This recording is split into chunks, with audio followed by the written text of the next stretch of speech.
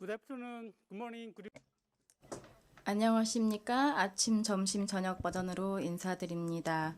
제 이름은 김용환입니다.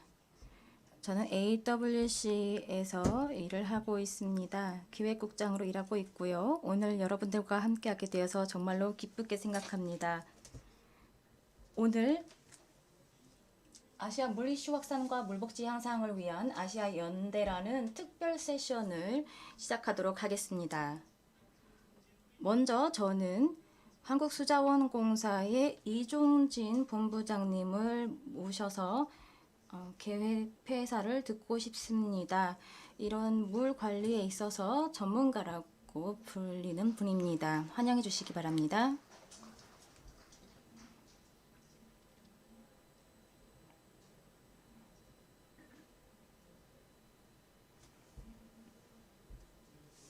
안녕하십니까? 한국수자원공사 이종진 글로벌 사업본부장 부사장입니다. 2021 제주포럼의 아시아 물 이슈 확산과 물 복지 향상을 위한 아시아 연대 특별 세션에 참석하신 여러분 모두를 진심으로 환영합니다. 오늘 이렇게 물 이슈 확산 그리고 물 복지에 대해서 제가 말씀을 드릴 예정입니다. 또한 오늘의 참석자분들에게도 감사를 드리고 싶습니다. 이동규 외교부 기후환경과학 외교국장님이십니다. 그리고 이상현 세종연구소 소장님 함께 해주셨습니다. 신경남 글로벌 녹색성장연구소 사무차장보님, 김준 아시아연구소 프로그램 디렉터님, 서울대의 연구소입니다. 이승훈 교수님 오셨는데요. 고려대학교 국제대학원의 교수님이십니다. 감사합니다. 또한 온라인으로 참석해 주신 분들께도 감사의 말씀을 드립니다. 헤르만 벨라스퀘스 녹색기후기금 국장님,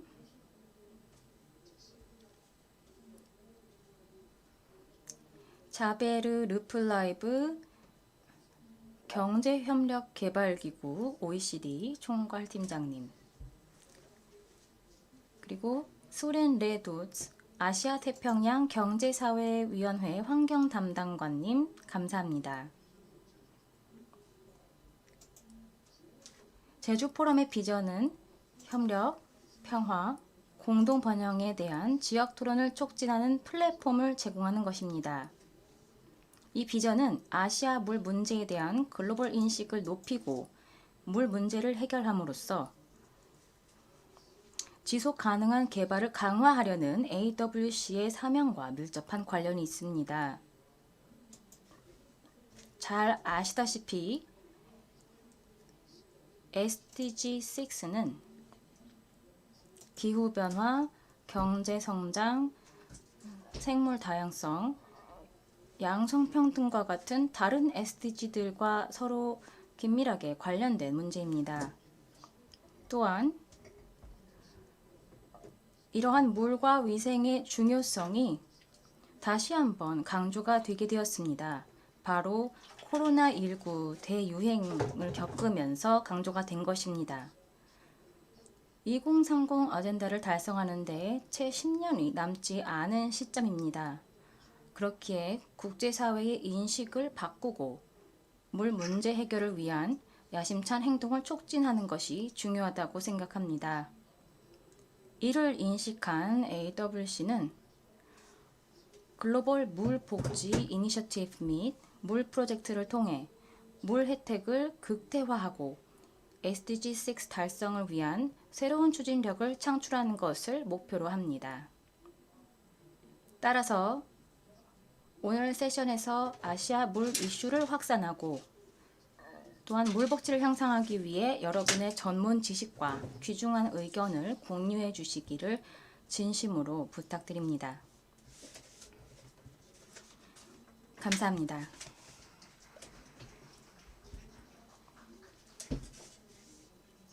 네, 본부장님 감사합니다. 이제 외교부 이동규 국장님을 모시고 말씀을 듣도록 하겠습니다. 오늘 축사를 준비해 주셨습니다. 이동규 국장님께서는 이런 환경 문제에 있어서 20년 이상 종사를 해오셨습니다.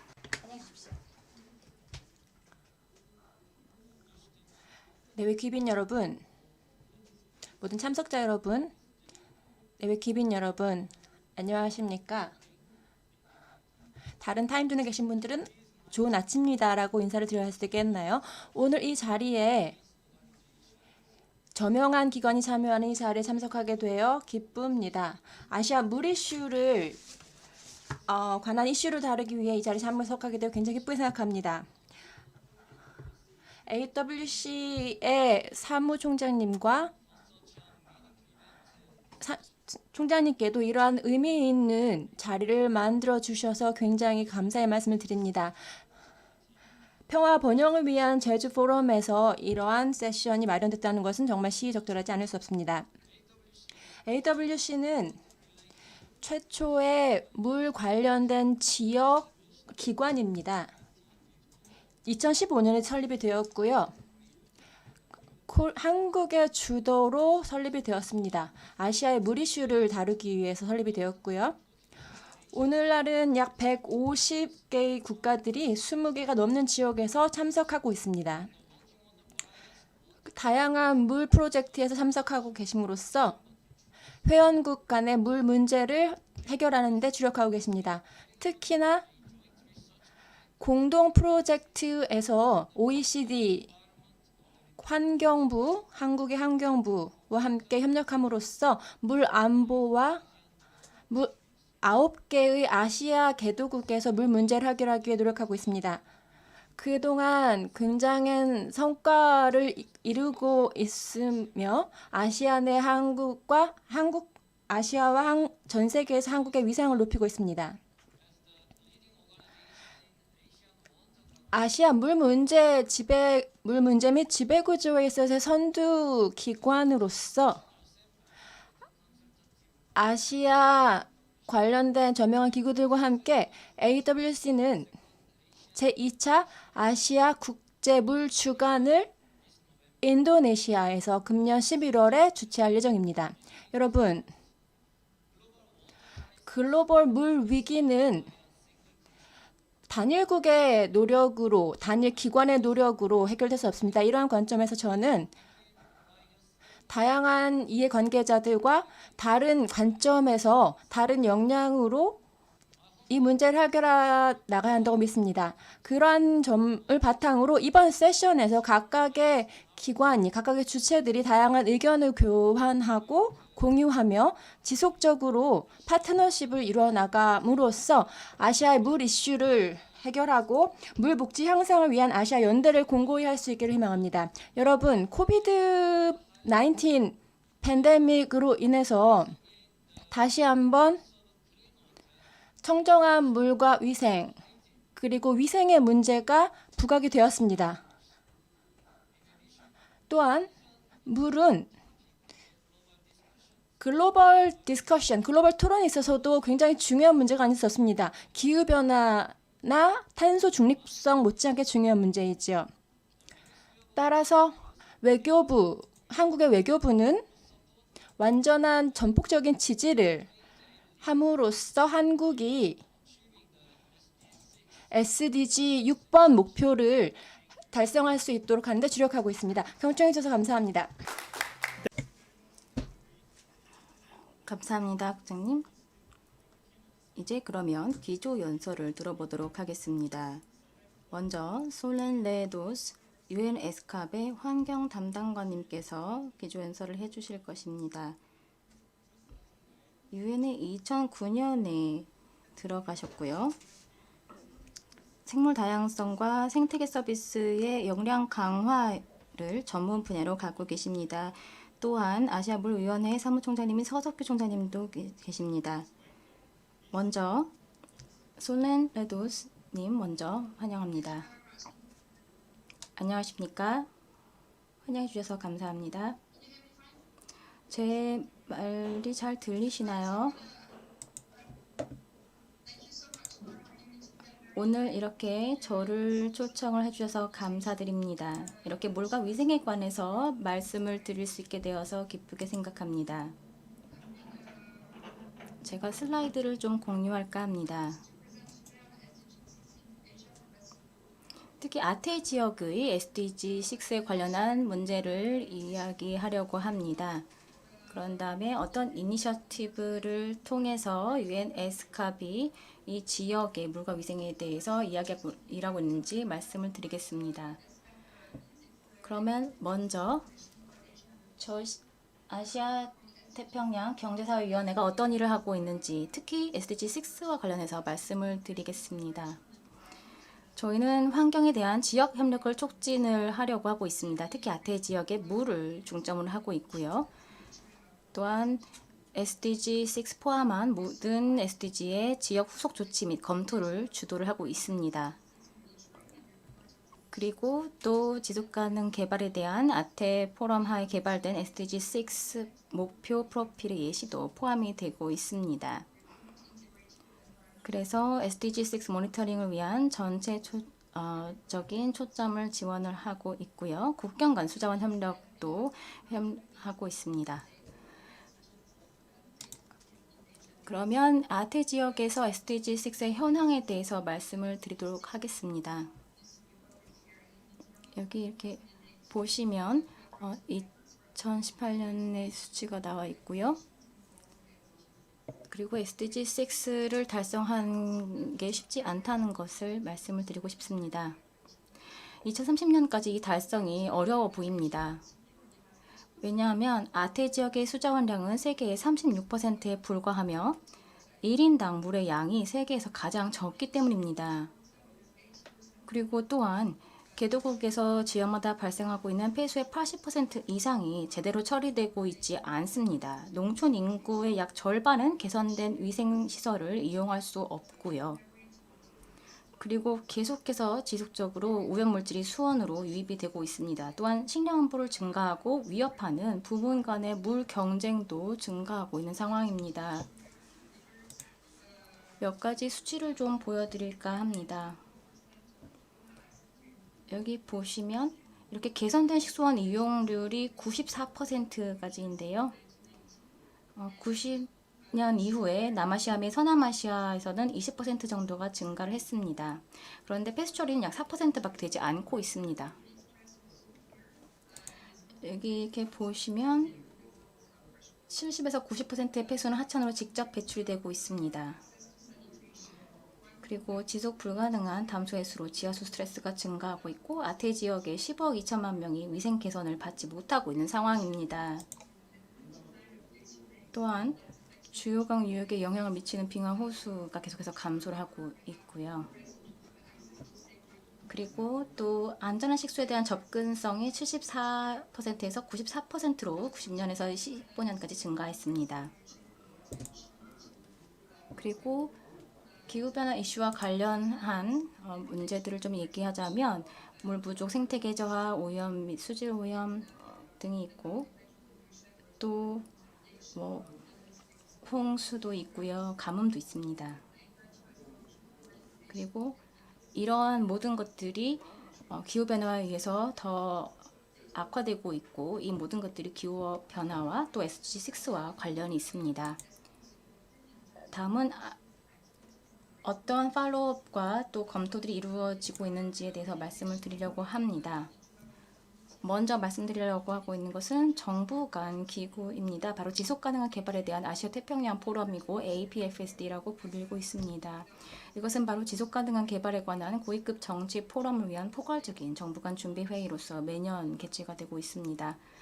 그리고 포럼은 국가들이 SDG 진행에 대해서 자발적으로 국가 검토, 즉 비에날이라고 하는 경험을 공유할 수 있는 플랫폼 역할을 하고 있습니다. 그래서 지역 수준의 후속 조치 및 검토를 강화하고 있습니다. 5차 APFSD가 있었고요. 그 다음은 2021 SDG 프로그레스 리포트가 발표가 되었습니다. 어떤 SDG에서 진전도 있었고 후퇴가 있었는지 이런 것들에 대한 보고서가 나오게 되었습니다. 여기 보시면 여기 이렇게 인디케이터들이 보이고 있죠. 어떤 것들이 이제 진전이 있고 어떤 것들이 후퇴가 되어 있는지를 보실 수가 있습니다. 여기 보시면 어떤 것들은 이제 트렌드에 오히려 역행을 하고 있는 것들도 보실 수가 있고요. SDG 6와 관련해서도 여기 이렇게 보시면 또 다른 문제들을 야기하고 있다는 것을 보실 수가 있습니다. 그래서 SDG 6의 목표가 이제 어떻게 하면 이 문제들을 공통으로 아태 지역에서 해결할 수 있을까를 생각해 보고 우선 정책적인 행동들을 만들어 보았습니다. 먼저 지배 구조가 있고요. 또 혁신적이고 창의적인 재무 전략을 도입을 해야 될 것입니다. 교육과 훈련도 계속적으로 떠오르고 있는 이슈이고요. 또 초국경적인 접근법을 통해서 접근을 해야 되고 혁신 당연히 필요합니다. 또한 국가적인 모니터링 시스템이 필요하고 통합적인 SDG 6 계획 및 실행 구현이 필요합니다. 그러면 SDG 6를 세계적으로 가속할 수 있는 프레임워크에 대해서 말씀을 드릴까 합니다. 여기 보시면 정부뿐만 아니라 시민사회들, UN 국제기구들도 일을 하고 있고요. 여러 시민사회라든지 정부들이 함께 힘을 쓰고 있습니다. 또한 파이낸싱을 어떻게 할 것인지 역시 하고 있고 역량 강화는 어떻게 할 것인지 이런 것들을 또 정부가 다루고 있고요. 그래서 이런 식으로 글로벌 엑셀러레이션이 가능하게 된 것입니다. 물이라든지 기후변화들은 다 부문에서 접근을 하고 있는 것입니다. 왜냐하면 공동의 과제이기 때문에 함께 일을 해야지만 일을 할 수 있는 것입니다. 그리고 유니세프라든지 WHO에서 하고 있는 공동의 물 이니셔티브들도 있습니다. 그래서 위생이라든지 보건 상황을 개선을 시키는 그런 운동을 하고 있습니다. 그리고 마지막으로는 SDG 6에 관련한 역량 강화 계획이 있습니다. 그래서 UN 기구들 전반에 걸쳐서 협력을 통해서 이 문제를 해결을 하려고 하고 있습니다. 이것과 관련해서 저희가 2023년 UN 물활동 10년 중간 검토 회의를 했습니다. 그래서 앞으로 이제 남은 2030 어젠다를 달성하기 위해서 어떻게 할 것인지에 대한 검토 회의를 2023년에 하기로 한 것입니다. 그래서 종합적인 관점을 통해서 어떤 행동들이 취해져 왔고 또 앞으로 취해져야 되는지에 대해서 우리가 논의를 해봄으로써 지역뿐만 아니라 전 세계적으로 어떤 프로젝트를 할 것인지 또 어떻게 협력을 해야 되는지 생각해 볼 수 있을 것입니다. 그리고 UN 워터라 그래서 이것 역시 수자원 및 위생 문제에 대해서 작업하고 있는 UN 기관 및 국제기구의 노력을 조정하는 기관 간 조정 메커니즘입니다. 그리고 이제 이 새로운 그 지역 토론 그룹들이 있습니다. 그래서 2023년 중기평가를 포함해서 글로벌 UN 워터 프로세스와 UN 물에 대한 행동을 위한 새로운 지역 토론 프로그램을 만든 것이고요.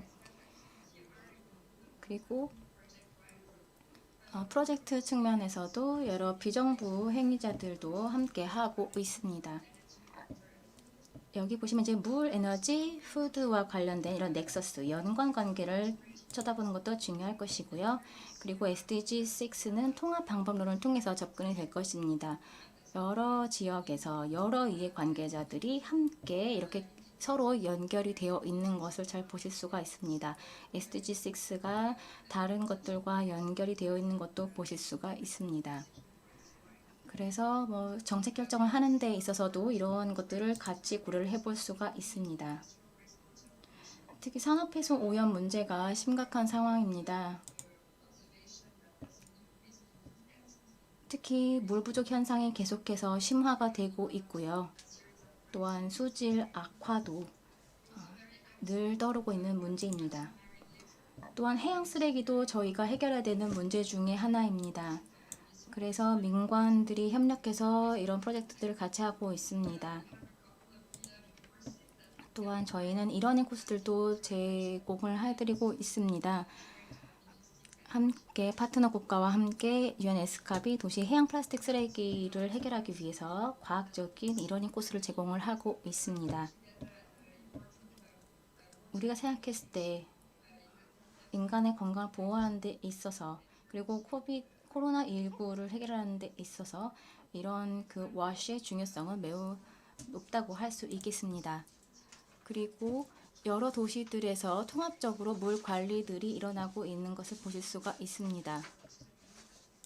10분 안에 끝내기 위해서 제가 좀 빠르게 이야기를 했습니다. 들어주셔서 감사합니다. Mistos, he was 통찰력 있는 발표 감사드립니다. 이제 아시아 물위원회의 서석규 사무총장님을 모시겠습니다.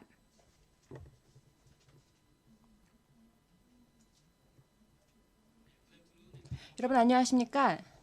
저는 아시아 물위원회의 사무총장을 맡고 있는 서석규라고 합니다. 오늘 이 자리에 설 수 있게 돼서 굉장히 기쁘게 생각을 합니다.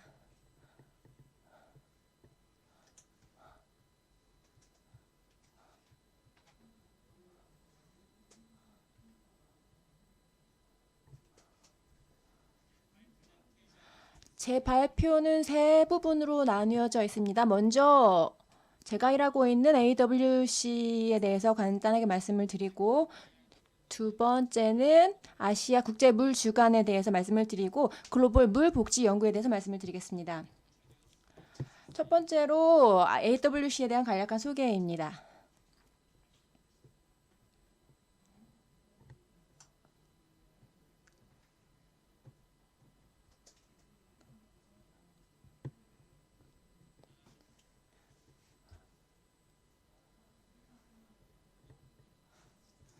지금 한 장이 좀 넘어간 것 같습니다.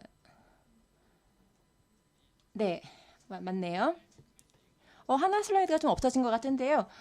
우선 물자원에 관한 논의가 굉장히 급속하게 변하고 있습니다. 중국과 일본을 포함해서 아시아에서도 굉장히 많은 사상자들이나 피해가 발생했는데요. 한국도 마찬가지입니다. 그리고 장마 시즌이라든지 몬순 시즌에 대한 변화도 굉장히 좀 급격하게 변하고 있죠. 이러한 상황에서 물은 굉장히 중요한 글로벌 이슈가 되었습니다. 하지만 이러한 물 관련 이슈를 단 하나의 조직이라든지 하나의 국가만으로는 해결할 수가 없습니다. 이러한 점에서 굉장히 여러 가지 이니셔티브가 있었죠. 코비드-19 관련해서. 예를 들면 수자원 조치에 관한 유엔 선언도 있었고요. 수자원 물 위생에 관련된 이니셔티브도 있었습니다. 제가 말씀드렸던 것처럼 아시아는 물 관련된 재난에 있어서는 가장 취약한 지역 중에 하나입니다. 따라서 AWC가 창립이 된 것입니다. 2016년대 창립이 되었고요. 아시아의 물 관련된 이슈를 글로벌 어젠다의 최상위로 놓고 이 지역의 지속 가능한 개발을 촉진하기 위해서 수립이 되었습니다. 미션을 보시면 아시아의 지속 가능한 개발을 수행하는 것이고요. 현재 27개 국가에서 약 147개 회원이 참여하고 있습니다. 저희 멤버 같은 경우에는요, 4가지 부문으로 나뉘어져 있습니다. 공적, 그리고 국제가 있고요.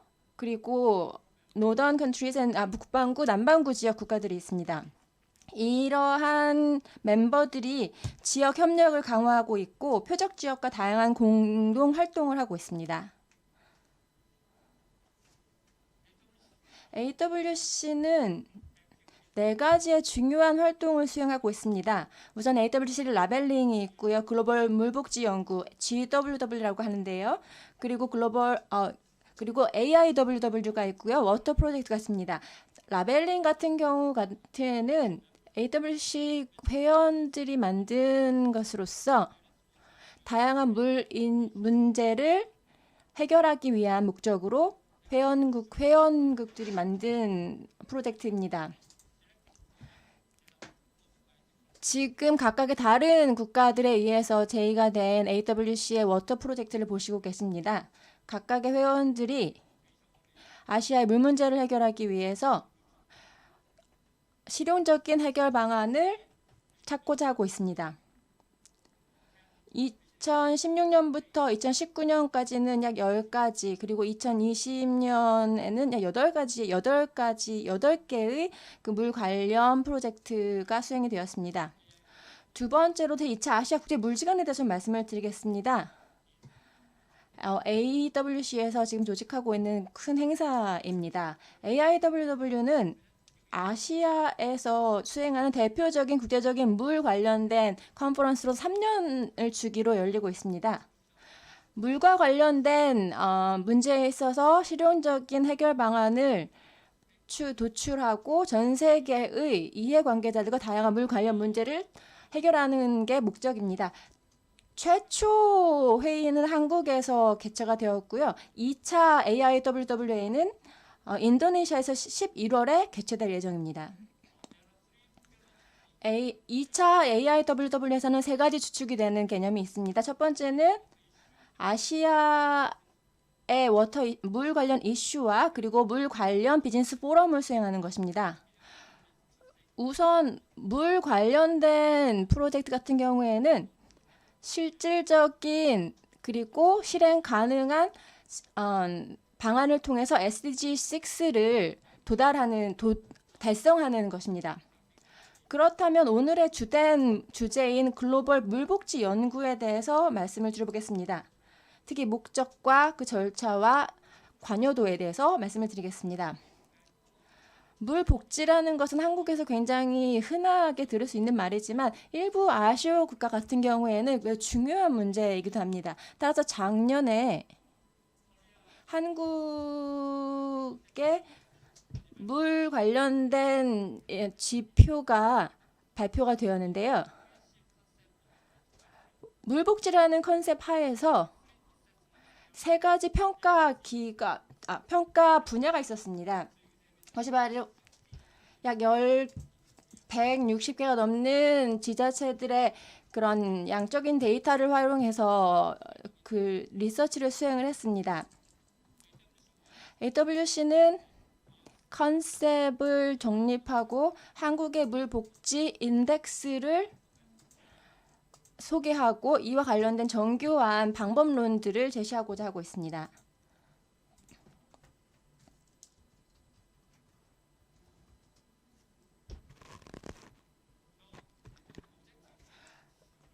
우선 이 보고서의 목적은 지원 도구의 역할을 할 수 있도록 하는 것입니다. 그리고 이 보고서는 세 가지 단계로 연결이 되는데요. 진단과 처방과 그리고 피드백입니다. 진단 같은 경우에는 취약한 분야가 어디인지를 확인하고 그리고 그 이후에 이에 맞는 해결안을 제공하는 것입니다. 그리고 이 이후에 그 결과를 평가하고 피드백을 주는 것이죠. 이러한 보고서를 통해서 각 국의 물 복지 상태를 확인하고 그리고 개선이 필요한 분야를 식별하게 될 것입니다.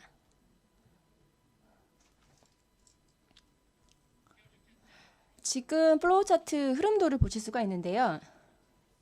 어떻게 이 GWR이 수행이 되는가 전체적인 과정이죠.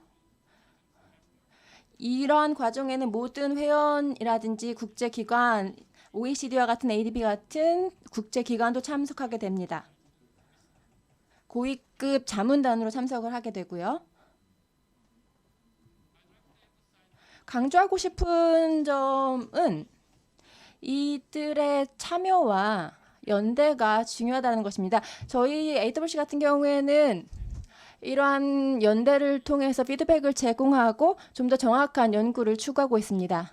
또한 이러한 보고서가 다음 단계로 나아가기 위한 초석이 됨으로써 물 분야에서 역량을 최대화하기를 희망하고 있습니다. 경청해 주셔서 감사드립니다.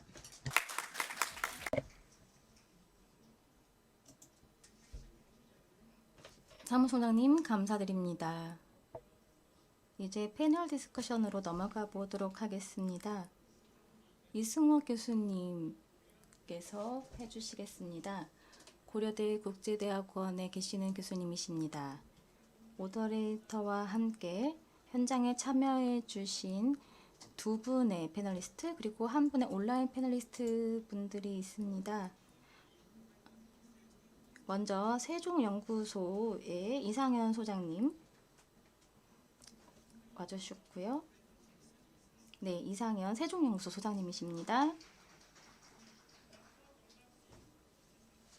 신경남 GGGI 사무차장 보님 함께 해주셨습니다. 또 김준 서울대 아시아연구소 디렉터님도 함께 해주셨습니다. 그리고 온라인 패널리스트도 계십니다. 바로 헤르만 벨라스케스님 오셨고요. GCF 기구 완화 국장님이십니다. 또한 자베르 레프비 OECD 총괄팀장님도 함께 해주셨습니다. 그러면 이제 좌장님이신 이승호 교수님께 감사합니다.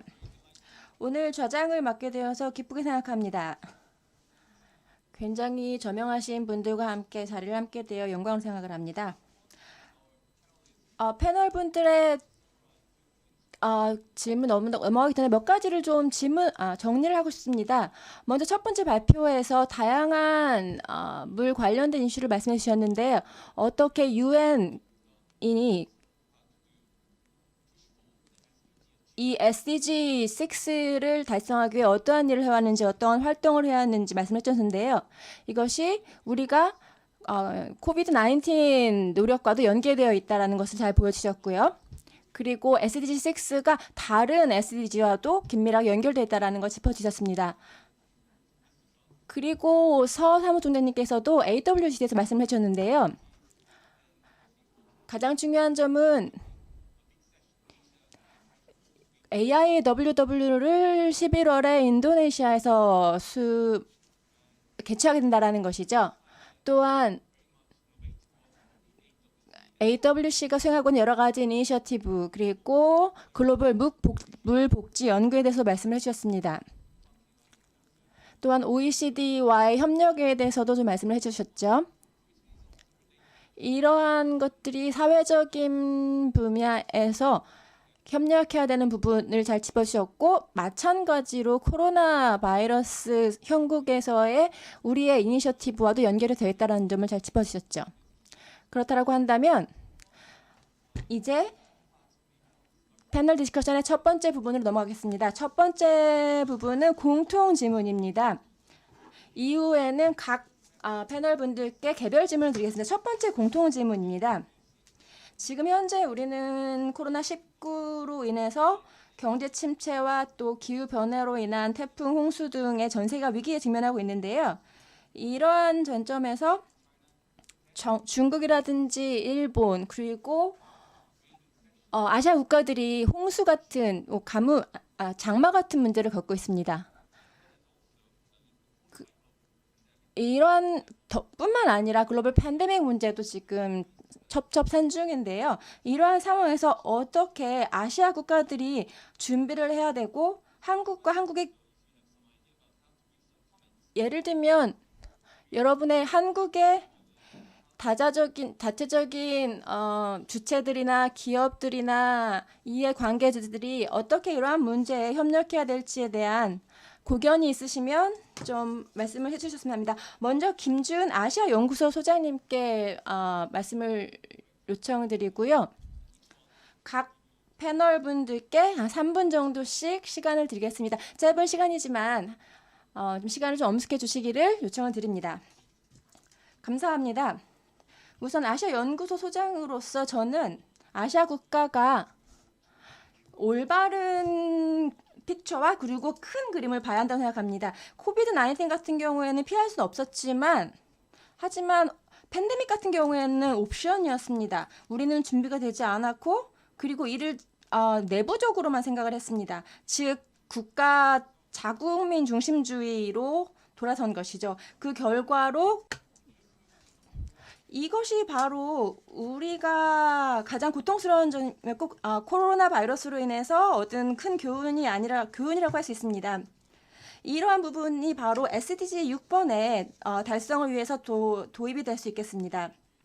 17개 SDG는 다양한 측면에서 협력을 하는 것이 초점입니다. 그리고 이를 통해서 단 한 사람도 소외되지 않는다라는 비전을 달성한다는 것이죠. 그렇기 때문에 우리는 이러한 비전을 명확하게 달성하기 위해서 다재적인 비전 히어링을 수행해 나가야 합니다. 이것은 바로 지배구조와 관리와 모니터링이 균형을 이룸으로써 여러 주체들이 처음부터 끝까지 참여함으로써 이 SDG의 달성에 참여하는 것입니다. 모든 이해관계자들이 초반부터 달성하는 시점까지 참여함으로써 모든 지식을 동원하고 모든 조치를 연결함으로써 과학적인 부분이라든지 관련 부분을 연계해 나가는 것이 중요하다고 생각합니다. 감사합니다. Yes. Thank you, Professor Lee. 감사합니다. 저는 과학자로서 제가 말씀을 드리고 싶은 거는 물 이슈는 굉장히 다자적인 문제가 되고 있다고 생각을 합니다. 물 문제는 따라서 굉장히 UN뿐만 아니라 AWC에서도 중요한 이슈가 아닐 수가 없죠. 다자적인 지배구조적인 측면에 있어서 두 가지를 말씀을 드리자면 코비드-19 팬데믹이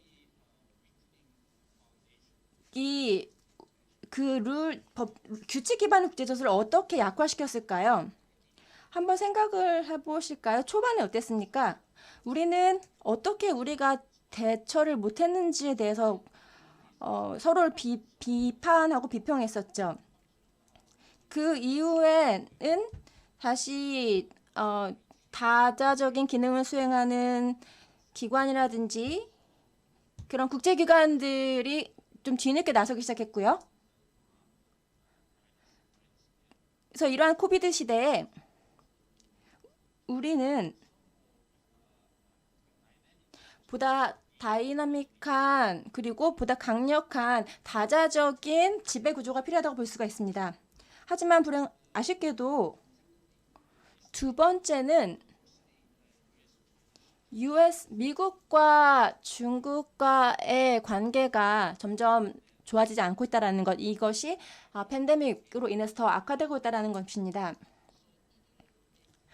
아마도 두 국가 간의 경쟁이 국제적인 조정이라든지 지배 구조를 더욱더 복잡하게 만들 것이라고 생각을 합니다.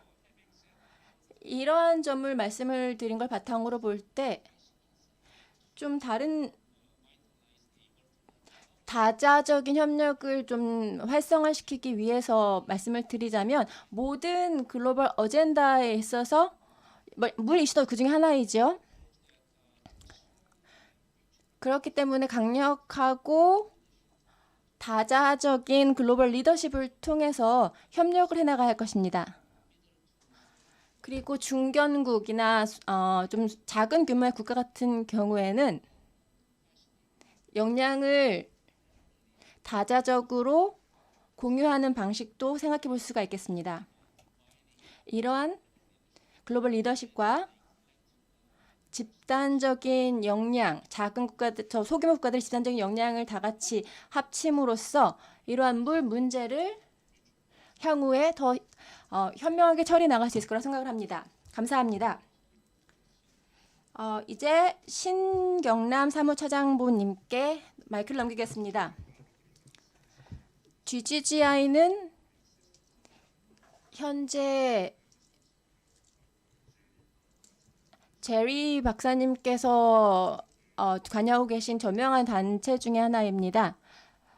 기후변화 탄력성이라든지 이런 것들을 다루고 있는 글로벌 띵크탱크라고 할 수가 있는데요. 지난 5년간 굉장히 여러 가지 그린 그로드 관련된 일을 해왔습니다. 2020년대까지 이런 활동을 끊이지 않고 진행해 왔는데요. 적응 이슈라는 것은 미티게이션, 경감 이슈와 여러 가지 면에서 관련이지만 또 상충되기도 했습니다. 따라서 18억 달러에 달하는 재원을 투자함으로써 약 7.1조 달러에 달하는 어댑테이션 분야의 투자 금액이 책정되기도 했었는데요. 이러한 것들이 글로벌적인 측면에서 보면 굉장히 중요한 이슈가 되고 있고요. 그리고 글로벌적으로 더 많은 가능성을 보고 있다는 것을 알 수 있습니다. 특히나 농업적인 측면 그리고 물 관련 분야 이러한 것들이 그 농업 분야에서나 기후변화에 대한 대응력을 늘리기 위해서도 지원을 하고 있습니다. 그렇다면 한국이나 아니면은 한국 내 다른 기업들이 어떻게 관여할 수가 있을까요? 제가 4년 동안 그린 분야 기술에서 일한 경력으로 말씀을 드리자면 시너지 효과를 창출해 내겠습니다. 관련 이해관계자들이 함께 관련된 분야에서 민간 분야라든지 공적인 분야들이 and some capacity building and then also enhancing like pre-feasibility study can be linked to financing mobilization. So 그리고 여러 가지 타당성 조사 등을 해야 되는 것입니다.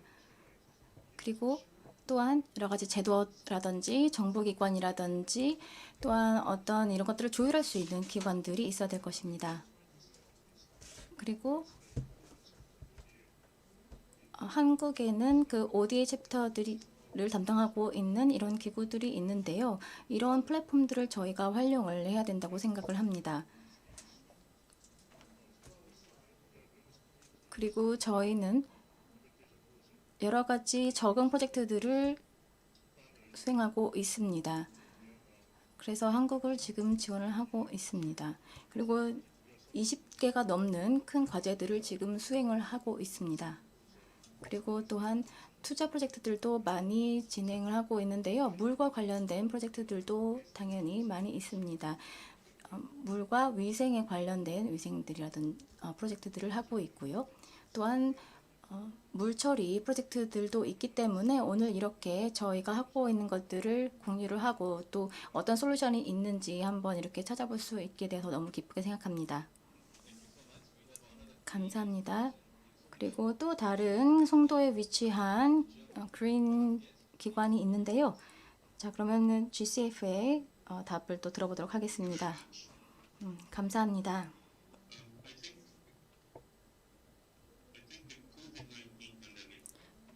코로나19로 인해서 우리가 어떤 선택을 해야 되는 상황이 되었다고 생각을 합니다. 왜냐하면 이것으로 인해서 화석 연료 의존도를 오히려 벗어날 수 없게 하거나 또 파리 협정이라든지 SDG를 달성하기를 어렵게 만들고 있기 때문입니다. 그래서 우리가 오히려 어떻게 하면 코로나19 경제 촉진 대책이라든지 기후 행동들을 바꾸고 또 서로가 잘 지원을 할 수 있도록 할 것인가가 중요하다고 생각을 합니다. 그리고 청정 에너지라든지 청정 에너지 시스템뿐만이 아니라 어떤 촉진 제도들을 활용을 할지 한번 생각을 해봐야 됩니다. 그리고 코로나19로 인해서 여러 가지 경제 위기가 생기면서 기후변화 운동도 굉장히 어렵게 되었습니다. 코로나19로 인해서 여러 가지 경제 촉진 대책들이 일어나게 되었고 유럽의 독일이라든지 아주 소수의 국가들만 오히려 더 계속해서 그 기후변화 대응을 위한 노력을 강화를 하고 있습니다. 그리고 투자들도 좀 더 늘리고 있습니다. 일단 아시아 지역에서는 한국이 계속해서 주도를 해서 이러한 노력들을 하고 있습니다. 하지만 여전히 부정적인 그 업계 쪽을 지원하고 있는 투자들도 많이 일어나고 있는 것입니다.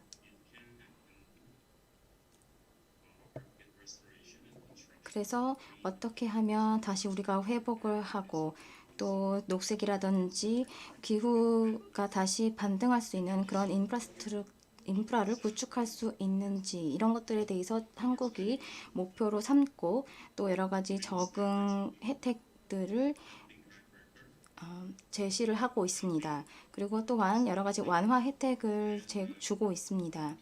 저탄소 개발을 각 부문에서 혜택을 통해서 지원을 하고 있고요. 그리고 GCF도 이것과 관련해서 여러 가지 부문의 정책적인 가이드라인을 제공해 드릴 예정입니다. 감사드립니다. 이제 자베르님 모시고 말씀도 들어보도록 하겠습니다. 정말로 감사드립니다. 오늘 OECD를 대변해서 저도 이렇게 말씀드리고 또 상호작용을 할 수 있게 되어서 정말로 기쁘게 생각합니다. 그리고 이런 수질 진단 프로젝트들은 계속해서 진행이 되고 있는 프로젝트들입니다. 지금 지원되고 있는 예산이 약 1,360억 미국 달러들이 환경과 관련된 긍정적인 회복을 추진하기 위한 제도로 사용이 되고 있습니다. 그렇지만 장기적으로 기후변화 목표를 달성하는 데는 아직도 갈 길이 멉니다. 여러 가지 그린 투자들이 이루어지고 있습니다. 그런데 행동들이 좀 방해가 되고 있는 것들도 있죠. 에너지라든지 또 지상 운송 같은 경우는 굉장히 높은 퍼센트를 차지를 하고 있기 때문에 오히려 이런 부분을 해결하기 위해서 여러 가지 지원을 제공해주고 있는 것은 굉장히 좋다고 생각을 합니다. 항공이라든지 산업 부문 같은 경우도 또 혼재된 또는 부정적인 카테고리를 향한 그런 밸런스들을 보여주고 있는 상황입니다. 기후변화 완화 같은 경우가 가장 흔한 환경적인 차원의 영향을 보여주고 있습니다. 여러 회복 대책들이 지금까지 검토되고 있습니다. 그래서 보시면 반반씩 긍정적이고 또 부정적인 그런 영향들을 보여주고 있습니다.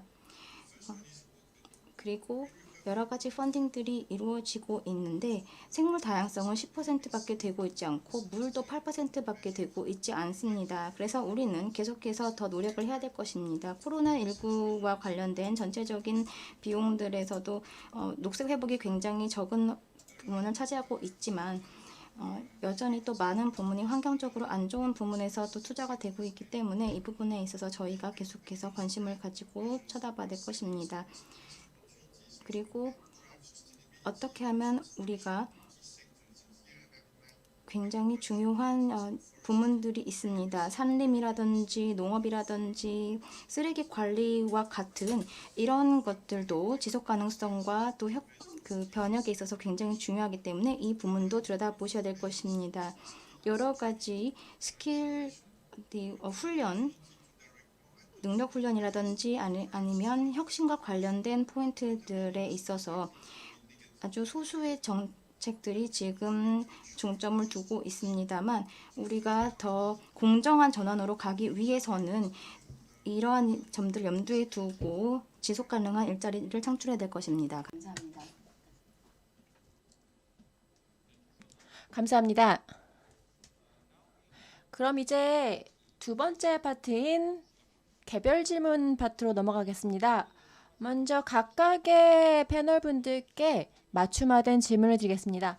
먼저 아시아 연구소 OECD 팀장님께 먼저 질문을 드리겠습니다. 약 3분 정도 답변해 주시면 좋겠고요. 첫 번째 OECD께 드리는 질문 같은 경우에는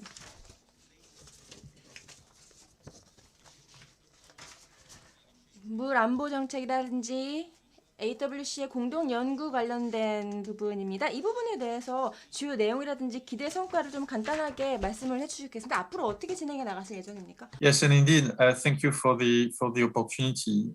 기회를 주셔서 감사드립니다. OECD는 이러한 지역 내에 지금 9개 지역에서 관련된 목표를 가지고 일을 하고 있습니다. 정책이라든지 기술이라든지 재원 마련 같은 것들이 이분에 관련이 되어 있는데요. 그리고 이러한 것들을 더 넓은 분야로 늘려나가고 하고 있습니다. 더 나아가서 우리가 받은 교훈이라고 한다면 국가적인 측면에서 좀 그 지역적인 부분에 있어서 어떤 특정 주제에 관련된 토론을 진행하는 것. 예를 들면 아시아 인터내셔널 워터 위크가 그 이해이죠. 이러한 것들이 하나의 중요한 이네이블로 작동할 수 있기로 희망하고 있습니다. 이를 통해서 국제적인 굿 프랙티스를 공유할 수가 있으리라고 기대하고 있습니다. 앞서 말씀드렸던 것처럼 한국에서 하고 있는 물복지에 대해서도 굉장히 동의하고 고무를 받고 있습니다. 물복지와 관련돼서 물에 대한 접근성 그리고 물과 관련돼서 경감 이슈 이러한 것들이 물 복지를 더 촉진시킬 수 있는 이네이블러 역할을 할 수 있도록 하는 그 이니셔티브에 저희 OECD도 동참하고자 하고 있습니다. 첫 번째 OECD가 하고 있는 웰빙 관련된 복지 관련된 이니셔티브를 좀 말씀을 드리고 싶은데요. 이 부분은 좀 타당성, 실현 가능성이 있고 좀 더 안정적으로 실행할 수 있기를 희망하고 있는데요. 좀 더 효과적으로 실용하기 위해서는 클라이밋 액션과 저희가 활용하고 있는 툴킷이 제대로 작동한다면 그것이 시너지 효과를 낼 수 있다고 생각을 합니다.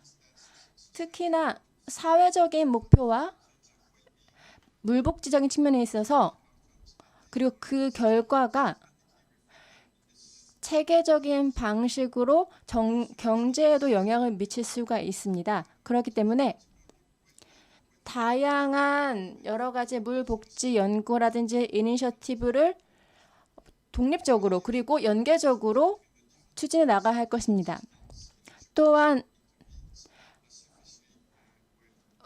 이러한 것들에 대한 이해도 또한 중요하다고 말씀을 드립니다.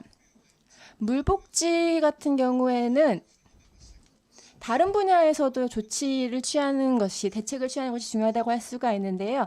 이 물 관련된 목적을 달성하기 위해서는 다른 중요한 사회적인 목적 또한 달성해야 하고 이러한 것들이 중요한 측면에 부정적인 영향을 미치지 않도록 하는 것이 중요합니다. 물론 이들을 성취하기 위해서는 아직 해결해야 될 난제들이 많이 남아 있습니다. 하지만 적합한 지표들을 활용하고 모니터링을 실시하고 그리고 관련 정책을 개발함으로써 그리고 이러한 문제를 해결하기 위한 진정한 열정을 가지고 한다면 향후에 진정으로 이런 목표를 달성할 수 있으리라고 생각을 합니다. 감사합니다. 그러면 이번에는 GCF로 마이크를 넘겨보겠습니다. 그래서 SDG와 관련된 여러 가지 질문에 대해서 답변해 주시면 좋겠습니다. 그리고 지금 GCF에서 하고 있는 것들 중에 2021부터 2023년까지 약 100억 달러를 투자하고 있는 프로젝트들이 있습니다. 지금 수요가 굉장히 높은 상황입니다. 그래서 지금 이 수요를 만족시키기 위해서 저희가 어떤 방안을 해야 될지 저희가 생각을 해보고 있는데요. 바로 민간과 함께 하는 방법을 생각을 해보고 있습니다. 물 같은 경우에 공급 관리가 그 중점이 되겠습니다. 또한 폐수 관리를 어떻게 할까? 이 폐수를 활용해서 우리가 할 수 있는 일들이 무엇인지에 대해서 한번 생각을 해보고 있습니다.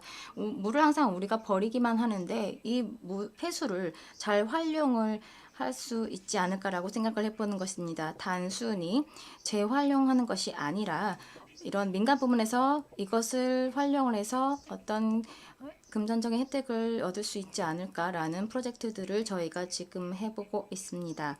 여러 가지 프랑스에 기반한 그 개발 기관이 500만 유로를 지금 500만 달러를 지금 투자를 해서 이 프로젝트를 지금 진행을 하고 있고요. 오만이라든지 요르단에서도 이 프로젝트들을 하고 있습니다. 또한 3천만 달러짜리의 폐수 관리 프로젝트들이 실행이 되고 있습니다. 그래서 민간들과 함께 일을 하고 있습니다.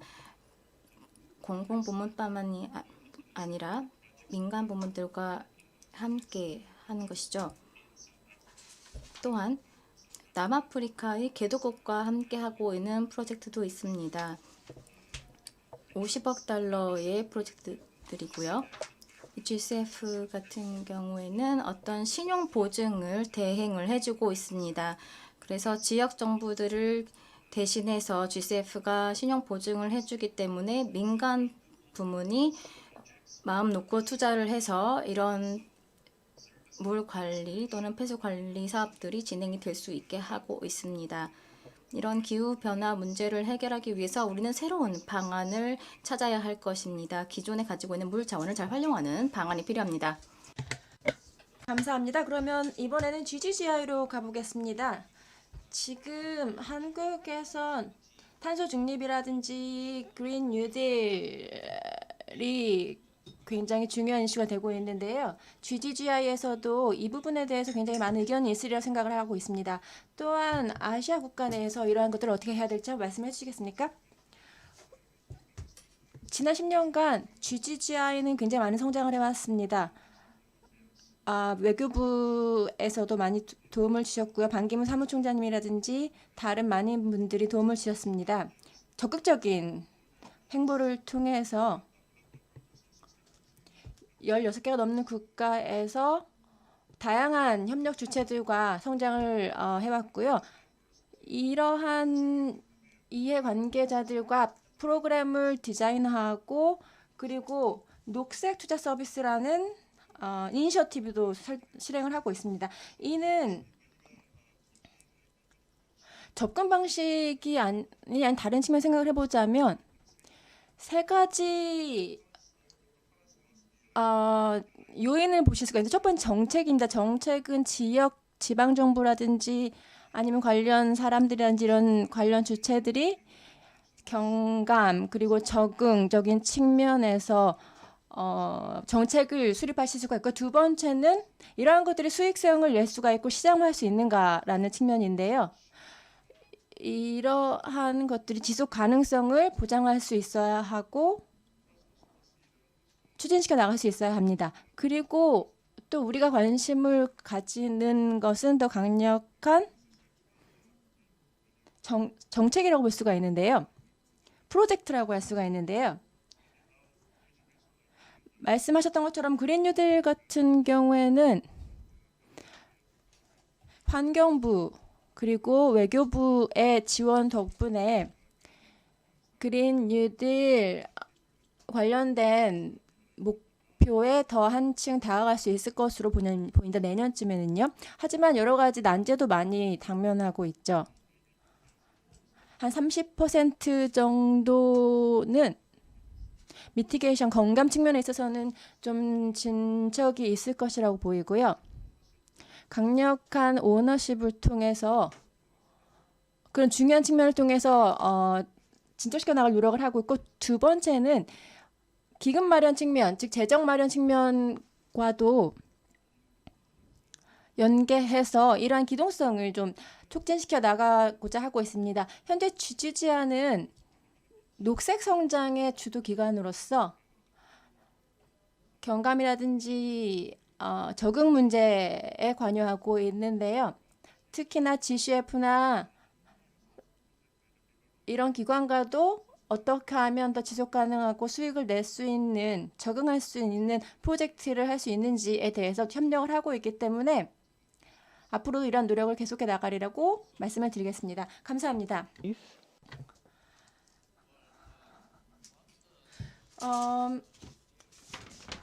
세종연구소에서 하고 있는 주된 분야 중에 하나는 어떻게 하면은 민간 분야의 협력과 네트워킹을 어떻게 강화시킬 수 있는가에 관한 것입니다.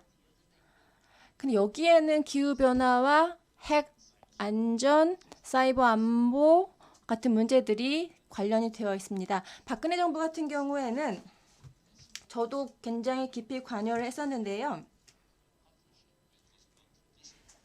비정부 기구와 같이 일을 하면서 그 당시에는 동북아 평화협력 구상이라는 이름으로 이니셔티브가 있었죠. 그 이후에 문재인 정부 같은 경우에는 이 박근혜 정부의 이니셔티브를 넘겨받아서 동북아 플러스 책임 공동체라는 이니셔티브를 출범했습니다. 여기에는 여러 가지 필러가 있었지만 첫 번째로는 말씀드린 공동체, 그리고 신북방 정책, 그리고 신북방 정책, 그리고 세 번째는 신남방 정책이었습니다. 이런 것이 아시아 물 문제와도 관련이 있죠. 왜 민간 공동 분야가 협력을 해야 할까요? 트랙 1 레벨에서는 이러한 점이 더 쉽게 이루어질 수 있는데요.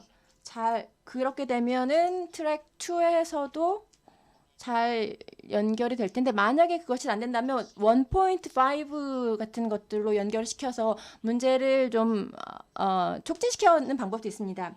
예를 들면 북한에 대한 ODA 정책 같은 것들을 편다든지, 아니면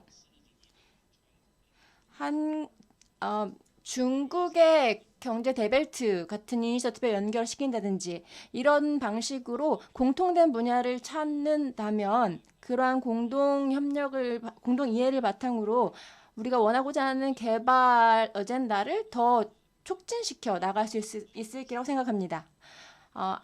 전통적인 안보 문제뿐만 아니라 비전통적인 안보 문제에서도 마찬가지입니다. 이러한 것들을 바탕으로 미래의 긍정적인 효과를 이뤄낼 수 있겠습니다. 감사합니다. policy. 감사합니다. 신남방 정책이라든지 지금 한국 정부가 지금 추진하고 있는 여러 가지 정책들에 대해서 이야기를 해주셨습니다. 또한 아시아에서도 여러 가지 정책들을 지금 시행을 하고 있습니다. 여러 가지 연구 부문이라든지 성과들에 대해서도 한번 공유를 해주시면 감사하겠습니다. 사실 저희 아시아센터가 지난주에 세션을 하나 했습니다. 바로 아리 콩그레스라는 것을 했는데요. 이것은 바로 지속 가능한 연구가 있었기에 가능했습니다. 그래서 글로벌 이니셔티브 같은 경우 중에 미래의 지구라는 Future Earth, 이런 것들을 저희가 진행을 했습니다. 우리가 코로나19로 인해서 지금 어떤 딜레마에 있다고 말씀드릴 수 있겠습니다. SDG를 달성하는 데 딜레마에 있는 것입니다. 예를 좀 들자면 여러 이해관계자들이 HS를 어떻게 할 것인가, 어떻게 좀 더 생태학적으로 사회적으로 지속가능하게 만들 것인가입니다. 그 중에 하나가 바로 방글라데시에 있는 농부들은 기후변화를 달성하는 취지로 농업을 하기에는 문제가 있는 것을 들 수가 있습니다. 가구소득을 보장을 해야 되기 때문에 기후변화를 달성을 해야 되는 목표도 있지만 여러 가지 어려움을 겪고 있는 것이죠. 그래서 물 관리가 아주 중요한 문제로 떠올랐습니다.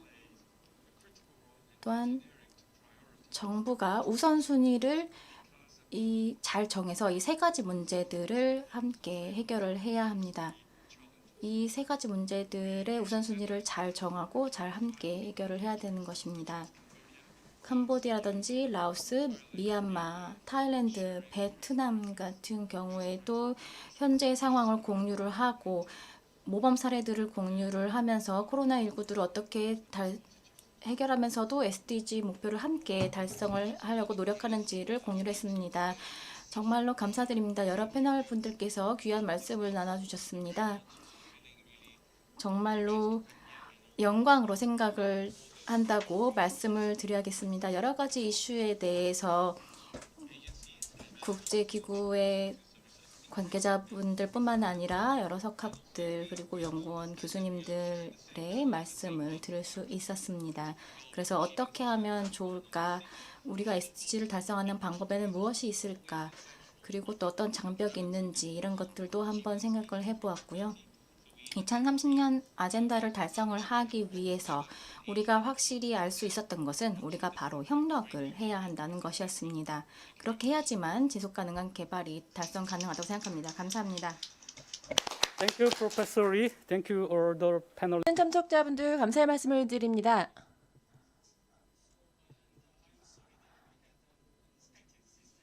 지금 중간에 좀 기술적인 문제가 있었던 점에 대해서 사과의 말씀을 드리겠습니다.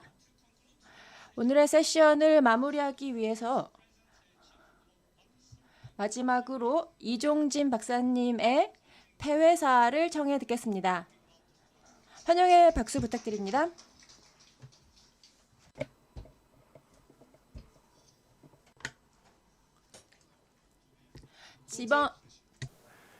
이제 우리가 이 세션을 마무리할 시간이 되었습니다. 의심할 바 없이 여러 가지 논의가 훌륭히 오갔던 매우 소중했던 세션이었다고 말씀을 드릴 수 있겠습니다. 여러 가지 전 세계의 물 이슈를 다루고 또 2030 어젠다를 달성할 수 있는 중요한 어떤 첫 걸음이 아니었나라고 생각을 합니다. 우리가 여러 가지 문제들을 지금 겪고 있습니다. 기후변화라든지 코로나19 그리고 4차 산업혁명 여러 가지들과 관련을 해서 전 세계의 평화와 또 공동의 번영을 우리가 달성을 해야 되는데 특히 물을 활용을 해서 이러한 것들을 달성을 하는 것이 우리의 협력들이 있고 또 모든 당사 관계자들이 함께 해야지만 달성할 수 있습니다. 우리들의 경험과 지식이 어느 때보다 중요하다고 생각을 합니다. 그래서 2021 제주 포럼을 통해서 이 세션을 개최함으로써 우리가 SDG 6를 달성하고 또 물 복지를 확산하는 고 강화하는 데 한 발짝 더 나갔다고 생각을 합니다. 아시아 물 위원회는 언제나 열성적으로 많은 일을 해주고 계십니다. 이 국제사회들 그리고 아시아 물 이슈들을 다루는데 그 어느 때보다도 열심히 일을 해주시면서 글로벌 어젠다의 문제를 해결하는 데 도와주고 계시기 때문에 정말로 감사하다는 말씀을 드리고 제2차 아시아 물 위크가 잘 성공적으로 되기를 바랍니다. 감사합니다. 이런 귀한 폐회사 감사드립니다. 이것으로 공식적으로 2021 제주 포럼의 특별 세션을 종료하도록 하겠습니다. 다시 한번 참석해주신 모든 분들께 감사의 말씀을 드리고자 합니다. 그리고 2021년 11월에 열릴 저희 2차 아시아 국제물 위크 행사에도 참여해 주시기 바랍니다. 감사합니다.